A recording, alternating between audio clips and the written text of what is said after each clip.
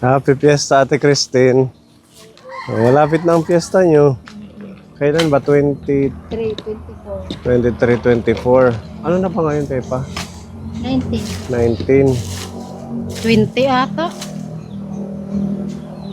20 na ngayon? Martes pa man lahat. Martes pa lang ngayon. Wednesday na. Merkulis, no? Oo. Tingnan ko nga sa cellphone ko.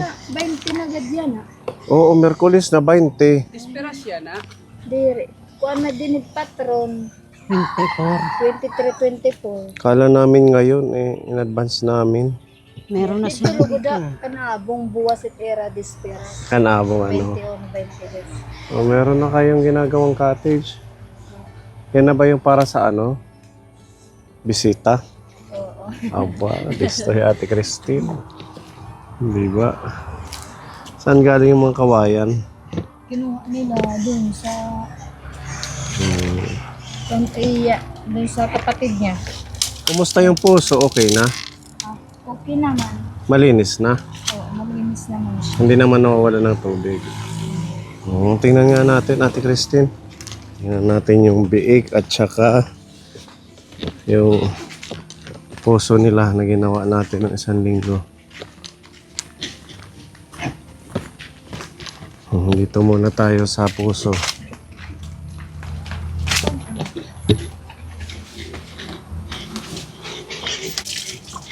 Malinis na, Ate Christine. Magaan siya pag pinapump. At saka malinis na yung tubig. Wala, masayang lang yan. Oo. Okay na, Tita Mel. At ito, nalagyan nila ng pinaka-bubong para pag naglalabada. Ang lalaki na, no? Pag humugaw ng Ang laki na. Yan, Tita Evelyn, malalaki na kaya medyo ano na sa feeds. Malakas na kumonsumo, ano. pinalit na kami ng ano, tumay sa ako. Kailan? Ang anot nga pizza. So, nag-send ako sa'yo ng Gcash 2,000 na ibili nyo. Oo. Meron pa silang feeds ngayon. Nida. Oo. Kaya pala na medyo makonsumo dahil nakikita naman. Isag naman nila kumakunta kay Ogo Patera. Sa isang araw, 3 beses namin inaano. mga ilang kilo. Ba't siguro maubos agad tirahin? Hindi nyo natatay siya. Siguro. Ha? Tuluan. 3 kilo sa isang araw. Hanggang umaga na yon gabi. Oo, hanggang Oo, kasi malalaki na ito eh. Nakaka 1 month na wala pa. Wala pa. Tapos ito yung... Oo. nabutod mo nga niya dito. Oo. Ito yung sa kumpare niya. Malalaki na din. Ito yung sa inyo. Mas matanda naman talaga to eh. Ito mas matanda to. Mas matanda. Kesa dito sa inyo, sa ano niya ni Tita Evelyn. Mas matanda yun. Nako. Di magtatagal, magsisiksikan na yun dyan. Malapit naman na matanggal to. Bagay kay makakatay na to sa piyesta ninyo. Ang laki naman ang kakatayin. Pero yung kalahati niya, di ba iaano niya? Ibibili ng biik din. Yung kalahati yun yung panghanda. Pasasalamat sa Santo. Sino dito yung patron? San Roque. San Roque. Kalilinis ko lang, mahugan na na. Ganun talaga ang baboy, kain lang at saka dumi. Kaya kailangan maano ka sa paglilinis. Yung mayat maya. Tsaka malaking tulong yung puso dahil hindi ka na mag-iigib. Diba? Malapit na lang ng tubig pag maglilinis ng Wala ka pala dito nung time na ginagawa yan. nasa Tacloban na kami. Di Sa pa pagdating naman mo, kami na-surprise ka. Oo. Anong Hindi, pakiramdam mo na may sabi puso ni na? Marlon nung nagchat-chat sa akin, Mama, human na ang puso. Human na ang puso. Kuno human na. Sabihin ko, maupay. Tapos nung ano nga, kinabukasan, agad ako naglaba. Naglabada Yung lang. laba, nung dun sa yung sinamahan ko sa Tacloban, kasi labada ko naman ano. Oo. Kinabukasan, kuhanin ko yung labahan. Hala, testigan ko daw ko. Oo. Okay na naman, nagagamit na sa panglaba-laba. Oo. Pwede na nga yan pang Diyan ligo. kami na ano, pang hugas. Yung ano lang muna, yung pang sabaw sa mga pagkain, sinain. Naigib lang kami kasi may ano siya. May konting amoy pa. Pagkatagalan yan, siguro Ay, sila mga nag-bibi. Kinakadalag nila. next year, maglilinis na yan. Hindi Katagal. naman na sila naigib ng ano yun dyan, yung matanda. Yung dalawa na magtatay na matanda. Puso man lang din yung gamit nila. Diyan naman sila nainom Pwede naman yun papakuluan para sigurado talaga. sa bago. Okay. Yan. Sipag din nila Ubus katuli. na Oh. nga, ni, oh. Nalagyan ka agad ng bubong. Sino ang nagkabit niyan? Kami. Natusok pa nga yung ulo ko kay binungat namin ni Marlon yan. Tsaka ni Mm. Ruel. Mabigat. Mm. Kaya hindi naman binaklas yung bubong. Binungat lang Ah, inano lang dyan, sinalpak. Oo. Sinalipat lang. Yan yung kulungan nyo ng manok. Yung bubong tapos ginamit na lang yan. Sakto kasi magtatag-ulan. Diba? Meron ng bubong. Ay, sa ayaw tsaka- pagkabri. Kaya magmahugotin ka mo to. Ayan, pag naglalabada, maliligo ang mga anak mo. May sampayan na rin pang hindi na... Masaya naman at nakukumpleto na dito sa inyo. Siyempre. Parang mula nung nasunugan, nagsunod-sunod ang mga blessing. Last year, malungkot dahil nasunog ang bahay niyo. Ngayon naman, unti-unting, Malaking pasasalamat ko kasi nabigyan din kami ng blessing. Di rin, ayun nga ni pagkapit. wala na, baby. Di itong ay siya ginimila ko. Ah. Mahugotin ka, mat Oo. pwede. Ayaw pag-uyas. Madumi ang kamay, wag hawakan ng yelo. Anong mensahe mo kay Tita Mel dito sa puso na binigay sa inyo? Siyempre, nagpapasalamat ako kasi nabigyan ako ng na nahirapan maglinis sa mga pagligo, maglaba. Hindi na rin ako na panay punta doon. Kinukuha ko na lang yung labaan. Ah, ganun ang nangyayari. Dati kasi doon ka lang sa may kung may saan yung gripo. Doon yung sa may B2.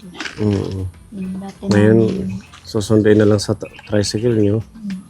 Tapos dadalhin dito. Oo, kinukuha ko na lang. Mas magaan na sa'yo at saka sa mga pag nag-ano ka ng halaman, may Oo, may pangdilig-dilig. pandilig na. Ayun nga, may bunga na yung kalabasa. Dahil dalawa ng bunga. Ito. Makakapagpakbit na kami kay may okra, may tarong, may Oo. kalabasa. Yung okra nyo, malalaki na din. Yan ba yung binigay ko? Oo. Ayan na yan. Dadami. Ano, baby? Marami ng gulay. So, yung baboy, saka na lang ulit ako magbibigay. Kung naubos na, i-message mo lang ako. Meron pa naman dyan. Ayan, Tita Evelyn, update po sa baboy na kabuhayan ninyo ni Ate Christine. Ayan na po sila. Ang laki na po ng inano nila. Maganda To tingnan. timbang dyan. Malinis yan. Ito yung maliit, ito yung malalaki na. Oo. Di. Pag nag-isang buwan lagpas, nako, Oo, malaki na. magsisiksikan na. Buti na lang ito eh. Tatanggalin po ito pag na-dis na nila, nakatay na yung isa. Sakto na ito pag natanggal. Malawak na. Marami kayong bisita sa piyesta. Di na, dyan sila, yung nanay ko.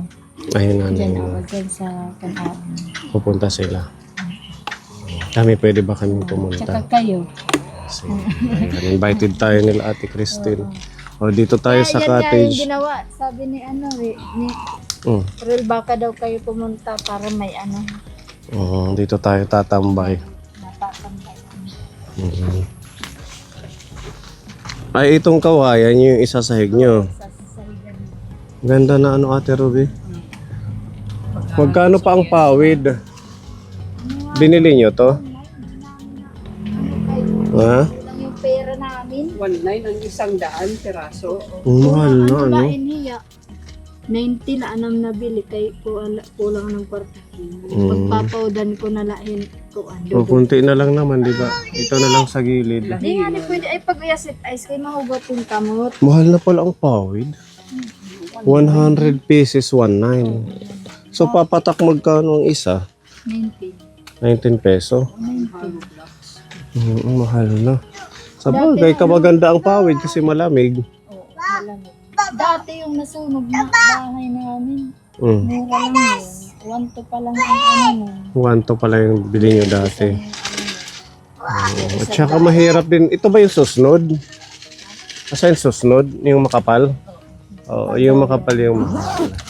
Yung isang klase, yung hindi doble, yun yung mga medyo, ano yung presyo, mas mababa.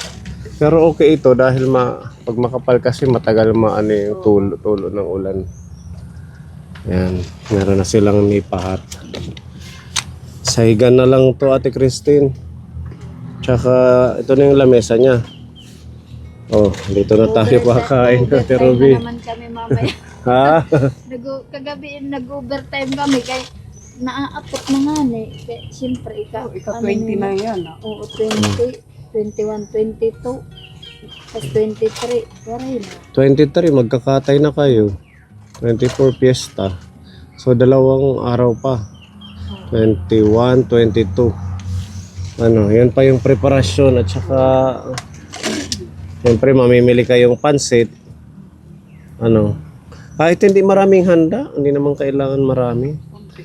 Importante yung makasimba, makapagpasalamat kay Senyor San Roque. Hindi naman kailangan yung bongga-bongga. Bandang huli walang kakainin pag natapos ang piyesta. Hindi pag nabinta yung ano, bibili naman kami ng isang sakong bigas. Pag nabenta yung baboy, yung kalahati, meron na kayong pa-order niyan. Meron. So nag-ano na, Ano na, lampas ata 40. 40 kilos. Yung kalahati. Yung tira, yun na lang yung ano namin, pang handa sa pista. So parang aabot to ng 80 mahigit. Madali siguro, kay dato na. Oo, matimbang na siya. Yan yung maganda kasi hindi nyo isasagad sa puro handa. Kuan Oo. nga ni Tia, pinalit na. Binibili Baligyan na. Puno, ayaw kasi ano rin namin nga, yung pasasalamat nga din. Mm-mm. Ano namin nga, kakatayin lang talaga. Kumbaga, pre-namis nyo na sa piyesta iaalay nyo yung kalahati. Ganun talaga. Hindi natin pwedeng baguhin yun. Lalo na't pag nagsabi na tayo. So, yun ano na. Okay lang yan. Next year na lang ulit mag-ano ng pambenta. Di ba? Kasunod na lang. Yun, yung isa na nabili niya, ano na, bibenta yung ano na lang, live. Oo, ganun na lang. Sunod-sunod yan. Halos magkakaano ng kay Tita Evelyn yung sa Ano inyo lang yan. mga biik. Di ba? Ready na? Kunti lang naman si Pipa kumain. Oo. Kunti lang handa. Oo. Ready na. Hindi naman siya Ready na kami. Hindi kayo magsasharon. hindi na. Kasi syempre inintindi rin namin yung ano, yung ibang bisita. Okay na yun na makapasyal kami dito sa inyo. Makakanta. May video okay naman siguro. Pag ano, minsan kasi wala nang naaano nga. Wala nang narerentahan ano. Meron, pag sa burunggang ka Hayaan na, live na lang. Wala nang mic. Ano pipa? Live na lang. So, yung parang kumpare niya, nagpista sa may dulong, 1.7 ang ano rin. 1.7? Sa Burungkan 1.2 Kasi lang. 2 araw naman. Tsaka malayo daw. Ayan ka po. At least na-update natin yung post. So maganda na naman. At saka ang Kahit dami. pa paano gumaan-gaan din sa ano namin Oo. yung tubig. Wish granted, no? Akala nga namin nung ginagawa yan, Hindi. hindi magkakatubig kasi umano siya sa bato. Doon. Oo, sabi ni ano, Ruel, may gasin ng puno maghimo nga kawin loho. Gagawa po kami ng bagong butas. Mutay kay natanggal ko ng ano. Yun, nabasag yung bato. Ano pa rin sasagad sa ilalim yung tubo. Natipak. Kinabahan kami nun. Sabi ko, nako, ano baby, mahihirapan ang puso. Buti na lang nakisama. Ayan, shout out kay Tita Mel. Maraming salamat. Makikipiesta tayo dito kay Ate Christine. At baka dumating si Tita Mel next year. Bumisita siya sa inyo. Magbanding tayo. Ano? Sige. Ano tayo dito, luto-luto ng barbecue. Next year pa naman yun, kaya meron pang tayo. Ngayon, focus muna kayo sa Fiesta. Kaya na yan, pang sahig-sahig lang naman yan. Dito gagawin pa ng upuan. Doon tsaka dito. Doon. Dito rin. Okay na, Ate Christine. Pag magbablog tayo, dito na tayo magkukwentuhan. Pag nalagyan ng sahig. Hindi nga mainit kay may ano. Tsaka pawid lang kasi. Ang ano lang, pag naghangin-hangin, hindi ba pagsakan ng mga sanga? Baka maano yung kanyang poste, pilay. Oo. Huwag naman sana. Salamat. Sige, bye-bye. Bye-bye. Bye-bye Babalik na, na lang Kuya Baby. kami. Bye-bye na. Bye-bye. Ayaw niya, busy siya sa kasisipsip. Wala na yan. Wala na yung milk tea.